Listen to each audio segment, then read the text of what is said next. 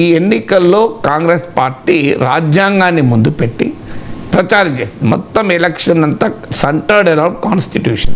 రాహుల్ గాంధీ తన తొలి ప్రసంగం చేసిన సమయంలో కూడా జై సంవిధాన్ అని పిలిపించి ప్రసంగం చేశారు.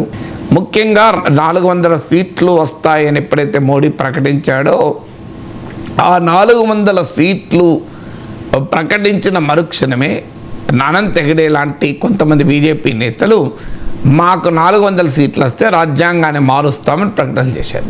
దాన్ని కాంగ్రెస్ పార్టీ ఇండియా కూటమి సమర్థవంతంగా ఉపయోగించుకొని 400 సీట్లు కనుక వస్తే మోడీ ప్రభుత్వం రాజ్యాంగం మారుస్తుంది. దీనివల్ల బీజేపీ వెనకాలన్న దళిత్ ఓబీసీ ఓటును దెబ్బతీసింది ప్రతిపక్షాలు. సో అందువల్ల రాజ్యాంగాన్ని ఆయుధంగా చేసుకుని తమ పైన దాడి జరుగుతుంది కనుక అదే రాజ్యాంగాన్ని ఆయుధంగా చేసుకుని బీజేపీ ఇండియా కూటమి పైన కాంగ్రెస్ పైన పోరాటం తెచ్చుకుంది.